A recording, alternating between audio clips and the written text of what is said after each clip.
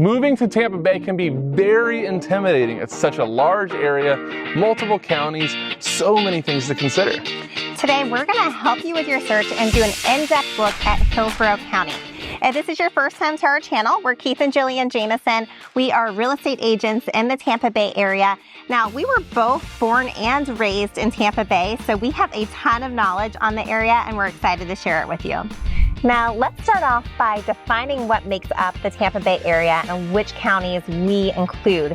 So it's really a subjective topic, but the three main counties that we consider the Tampa Bay area are Hillsborough County, Pinellas County, and Pasco County. And Hillsborough County is actually the southeast, kind of east, and then further south. It's actually the fourth largest county in all of Florida. And one of the biggest things and what it's known for is Tampa, which is a really good starting point for our next topic. Which is there is so much to do in Hillsborough County. It's home to the major attractions throughout Tampa Bay, with downtown Tampa being the heartbeat of the area. And downtown Tampa has been revitalized over the past 10 or 15 years, and it's become a destination that locals actually enjoy coming to and enjoying a night out on the town. Yeah, one of those big revitalizations was actually the Riverwalk, which is a 2.5 mile really a sidewalk that hugs the Bay Area and it contains so many of the attractions. It was actually voted as the #2 Riverwalk in all the USA by USA Today. Many of downtown Tampa's attractions are located on the Riverwalk. So on the far west side, you have Armature Works, which is an upscale food court. It's a great place to come grab a bite. They have a green space on the river for the kids to run around, and it's a lot of fun. On the south side of the Riverwalk, you also have the Tampa Convention Center and the Marina, which is a great place to rent an e-boat or take a chartered tour out into Tampa Bay. And then as you keep going further east, you'll actually run into the Water Street District, which is around pretty much like that central downtown. This is where Amalie Arena is, where the Tampa Bay Lightning play. There's also tons of concerts. We went to the circus there. So a ton of fun things to do. Also in Water Street District, there's a lot of upscale hotels, upscale dining, and bar areas to hang out. On the far east side, you have Sparkins Wharf, which is an array of shipping containers that have been turned into walk-up eateries. And there's also a green space here overlooking the port of Tampa, and they often have live music to come enjoy. There's also a ton of family-friendly things along the Riverwalk in downtown. Let's start with the inside ones. One of the first ones that comes to my mind is the Glazer's Children's Museum.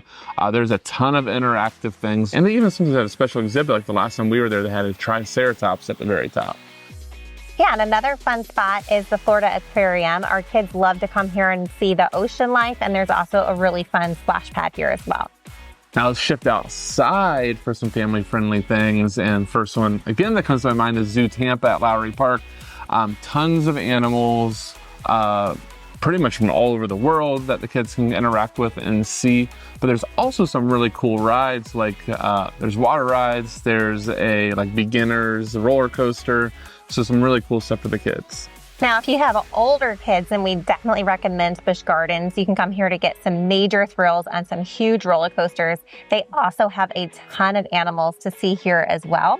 And then if you want to cool off, you can visit their sister park, Adventure Island, which is the water park right across the street. All right, so if you want to go outside of Tampa for some outdoor fun, one of our favorite things to do is go to Plant City during the winter months for strawberry picking. Some of the best strawberries you'll find, and I'll tell you, we've been strawberry picking in a number of other places around the Bay Area. Nowhere compares to Plant City, not only for the experience, but the taste. You can also go northward to Old McMickey's farm, which is an interactive farm where the kids can enjoy some outdoor animals. Now, if you're looking for adult-friendly fun, you can visit the Seminole Hard Rock Hotel and Casino. This is actually one of the largest casinos in the United States. All right, shifting into my wheelhouse and for sports fans, let's kind of go over the sports teams you can find just in Hillsborough County and Tampa Bay.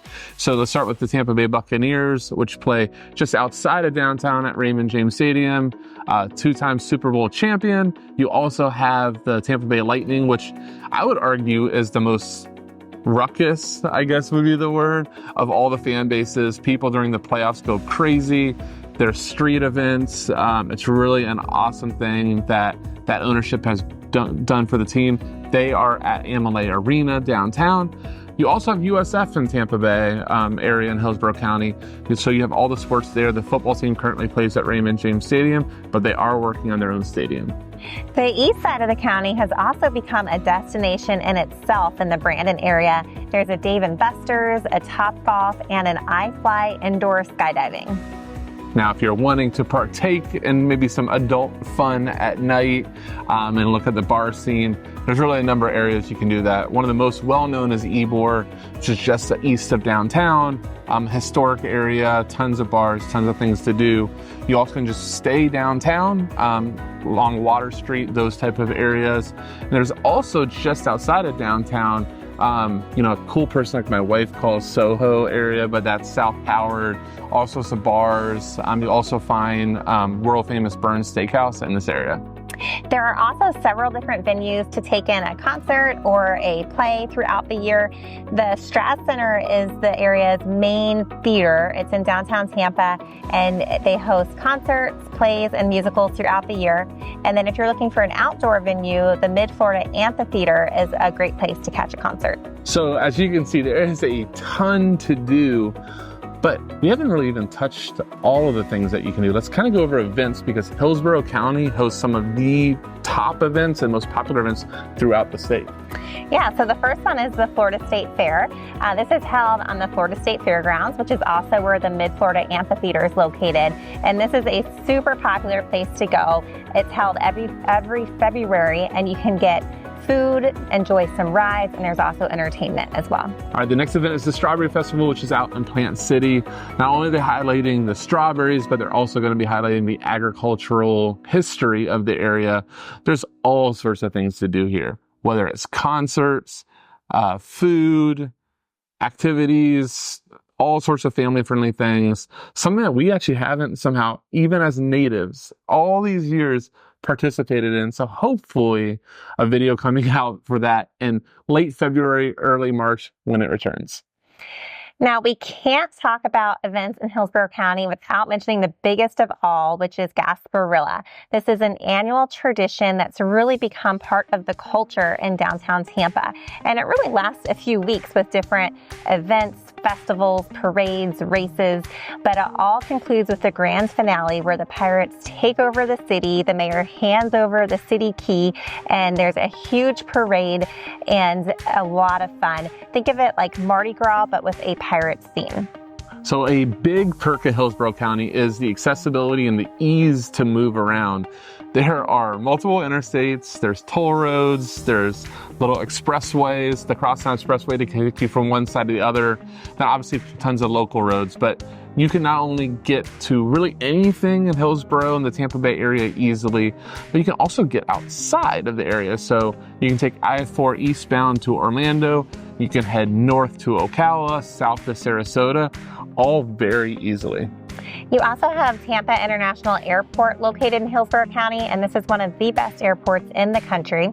And if you're a vacationer and like to do cruises, there's the Port of Tampa, which major cruise lines sail out of, like Royal Caribbean and Carnival.